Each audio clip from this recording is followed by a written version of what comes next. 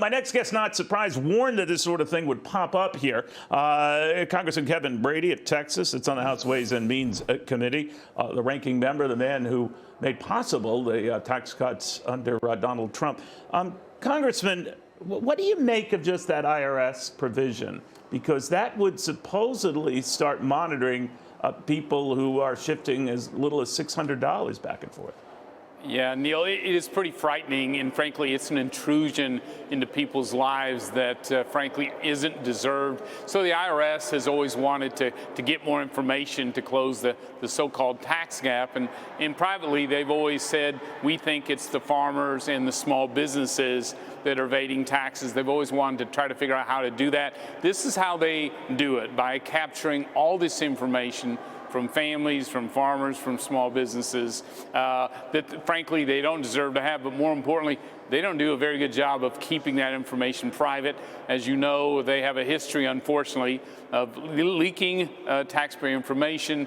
More recently, we've seen this investigation into all the thousands of tax returns over 15 years that has been leaked to ProPublica. Again, the IRS doesn't seem to be making any progress in finding out what got stolen or how. So, yeah, this is for most Americans, the thought that Congress would unleash, Democrats would unleash 80,000 new IRS agents and surveil your bank accounts. And I'll tell you, even if they lift the threshold to $10,000, remember, this is the total activity each year. So family making $900 a month would be triggered into this bank surveillance. So I don't think they are not going after the wealthy and the big corporations. They're going after families and farmers and small businesses.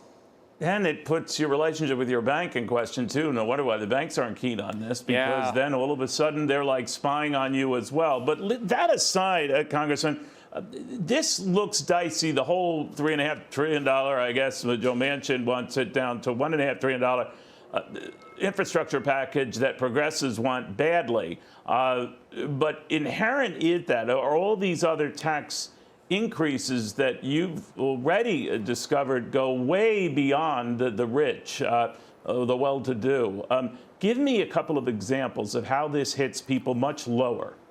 Yeah, so don't take my word for this, Neil. The Joint Committee on Taxation, which is the official scorekeeper for Congress, has laid out how families making $30,000, $40,000, $50,000 a year will see tax increases, even more meaningful as time goes on. They're joined by the Tax Policy Center, which is really left-leaning, that says next year 2/3 of low-income and moderate-income families will see tax increases. That grows to over 90%. They do it. But it's based on taxes. What, Congressman? It's based on that it loops in people who otherwise, like with the alternative minimum tax, who were not touched by it, but that it grows, right?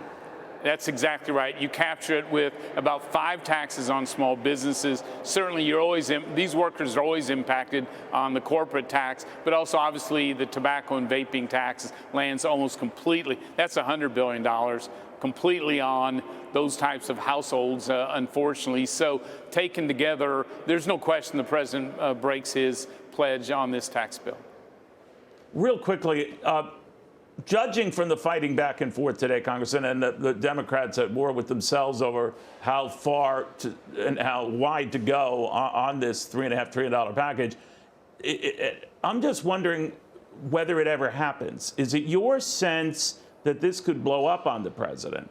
These packages disappear, and so do the tax hikes, and then people worried about them need not fear. What do you say?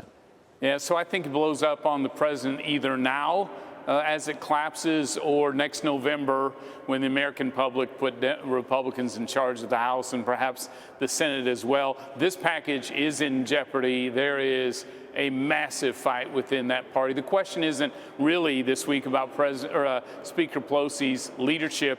It's a test of whether there are any moderate Democrats who will stand up to that agenda and those tax increases. The other point I should make is don't be distracted by the number.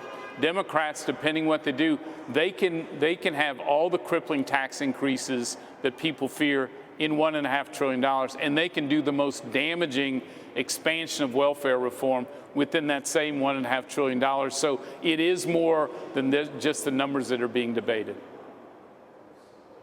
Yeah, and as you say, $1.5 trillion, even it's that low, that used to be the budget of the United States not too long ago. And that was the total debt this country had when Ronald Reagan assumed office. It's hard to believe, Congressman, but thank you very, very much. Very good seeing you. Thanks, Neil. Good to see you. Hey, Sean Hannity here. Hey, click here to subscribe to Fox News YouTube page and catch our hottest interviews and most compelling analysis. You will not get it anywhere else.